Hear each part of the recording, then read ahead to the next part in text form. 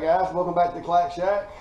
Tonight I'm working on a box that is cut out from 1/4 inch Luan, which is basically a poplar plywood that you can get at the hardware store. I think Lowe's, Home Depot, most all hardware stores will sell it. It's relatively inexpensive as far as plywood goes. The X-Tool D1 10 watt that I have is the laser that I'm using, in case anybody doesn't know that already. That's what I use to cut these out with.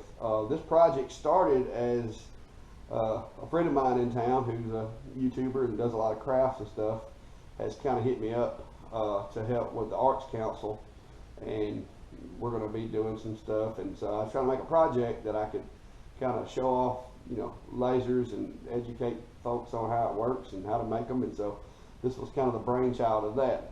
Now, in the process, I have discovered that it's actually a pretty cool idea. I'm actually going to make several of them for myself. And to start you off, just to get you interested here, I have two variations of the burn template right now that I'm making, and it will be on my Etsy shop to try to get me a little bit of money back for my time, because it did take some time to build this. But I'm going to have two variations of this box out there. Now, these have already been put together. I've already glued them, and some of these were my early prototypes. As you can see, there was some slight miscalculations on my part, and so I had to go back and redo them. But this is, in general, is what it would look like without all the spaces that I miscalculated in my dimensions when I was building the file. It's a small 6x4 box made out of this plywood. This stuff's pretty durable. You know, you're not gonna put 20 pounds of stuff in it, but then again, you can't fit 20 pounds of stuff in here unless you happen to have maybe a large piece of lead laying around. So it's going to be, you know, maybe you could make whatever you want out of this. You could put herbs in it if you wanted to make a little small, like, window side herb garden. Kids could use it to put crayons in, or, you know, whatever. The uses for it is pretty much limitless. But this was my first variant, and then as I was making them, I realized that I could actually use those in the shop, because as you can see behind me, I've got a lot of little shelves, and I've got some small stuff. I've got magnets that I use for, you know, when I'm cutting out refrigerator magnets. I've got the little rubber feet that you put on stuff that I use a lot with some of my other builds that I do using my power tools and stuff. I've got a lot of little small items that I don't really have anywhere to put them, and they just kind of wind up getting tossed up on the shelf. And coincidentally, the shelf that you see right above my laser, well, it's a 6-inch shelf, which is what these boxes are. So I'm actually making this one for myself, and I'm using the laser to engrave them so that I can keep up with what's in the box. And so I'm going to have an X-Tool one. I'm going to have, you know, magnets, rubber bands, all this different stuff, because a lot of these small things, instead of using a clamp, I tend to use rubber bands. This one I had just glued up a few minutes ago, and it's drying, and so that's why you see the rubber bands. 3 rubber bands is really all it takes to get this guy together. You don't have to have, you know, woodworking clamps. I do have some, but when you're working with these guys, rubber bands is just easier. They don't get in the way, and they're easy to store, and you have a whole bunch of them laying around without having a room to themselves. So what I'm going to do is I'm going to do 2 videos with these boxes. So this is just kind of let everybody know what they are, and then I'm going to stop the video, I'm going to reposition, and I'm just going to kind of walk through putting these boxes together. And that clip I'll be using later on to do the instructional for the kids that are going to be putting these things together once this project goes all the way through. So if you want to see how they go together and see that part of it, stick around. If not, might be time for you to go check out another video. If you like what I'm doing, if you like the videos, find it interesting, amusing, or whatever, want to make fun of me, feel free to hit the subscribe button. Like I said, I'm a hobbyist. I do this in the weekends and in the afternoons. So if I'm boring, no harm, no foul. But if you like it, hit the subscribe button, and if you want to see more, stick around. I'll show you how to put this thing together. Alright guys, I apologize for the camera angle. Working on a budget here. Like I said, hobbyist.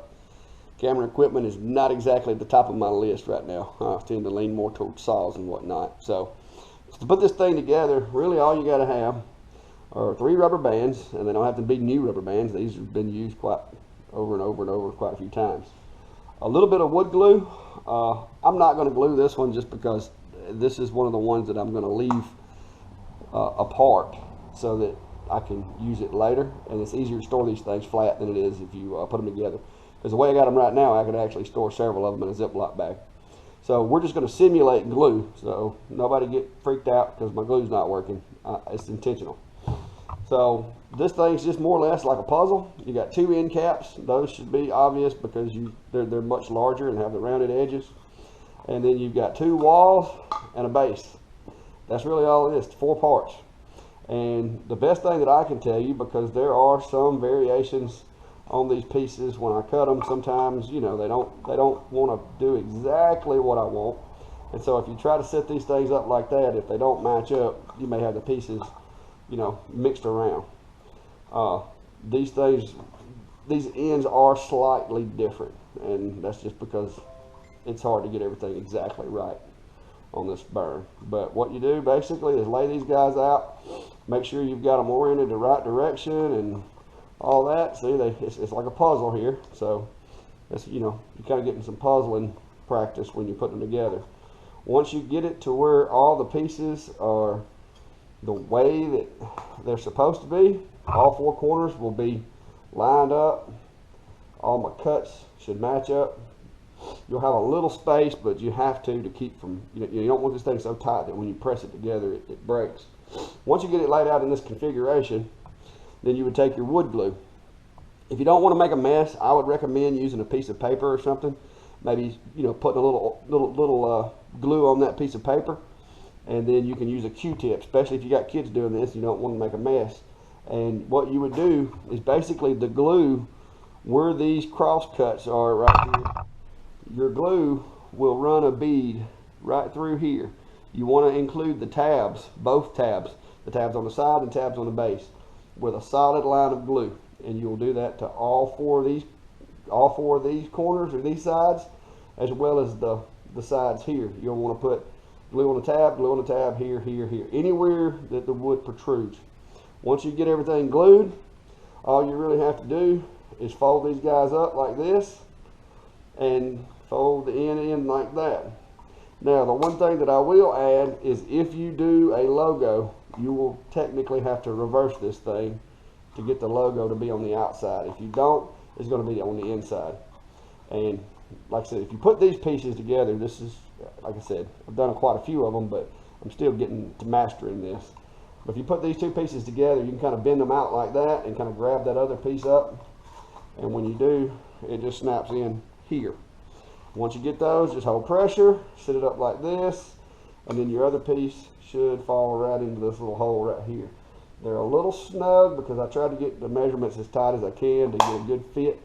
But once you get that guy where it's supposed to go, it'll snap right in. You don't need a hammer. You're not going to have to force this thing. And then the secret is to just keep it together. See? Not exactly as easy sometimes. You need 3 hands for this. But once you get it together, get the rubber bands on it. Get them on there as quick as you can. And you're going to take the rubber bands and basically just squeeze them across the top. I usually put one up top where the tabs are. You got the tabs here. I'll have one rubber band here. And then I'll do the same thing from the bottom. Once you get one on there, generally it doesn't want to go anywhere unless you pull too hard. And then you put your other rubber band. Like I said, there's going to be glue on here. And if you put on too much glue, you're going to have a mess. So I would recommend using an old rug. The rug actually keeps the pieces from sliding, as well as if you've got an old rug or old towel or something like that. If there's any glue that gets loose, it's not going anywhere on anything damaged that it could damage, such as a tabletop or whatnot. And then the third rubber band goes around the base, and that holds the base on. Do a final check. Make sure all the joints are pulled in tight. Make sure your glue is where you need it. And once you get everything squeezed up and everything's good and snug and tight, you just sit that guy down. Most of the time with the Titebond, it doesn't take a whole lot of time. Typically 45 minutes later, it'll be stuck pretty good where you can handle it. But I would definitely let it sit overnight before I went to using it for anything too rigorous. But that's pretty much it. Like I said, this is one version. You would also need a piece of craft twine, or you could use ribbon, you could use whatever. but these holes right here are to be able to put whatever you choose to use for a handle on here. If you wanted to go with kind of the fruit basket look, you could use a piece of wire and make a wire handle kind of like the fruit baskets have. I'm actually looking forward to picking my blueberries in my yard and my plums and such, and I think this is going to make a cool little box to put those in, to put them in the house so that when the kids come through they can grab a snack or whatnot. You can also stain this. This is poplar. This is poplar wood, which I use to build a lot of things. So you could stain it, you could paint it, you could use crayons, markers. I mean, you could bedazzle it, whatever you wanted to do to it. But that's how the box works, and I appreciate it. Like I said, I hope everybody's maybe learning a little something from the videos, and I hope it helps folks. And if you like it, smash the subscribe button, and I'm sure I'll come up with something else that somebody wants to see, or something interesting, amusing, or whatnot. So check back with me, and thanks for joining me at the Clack Shack. Have a good day.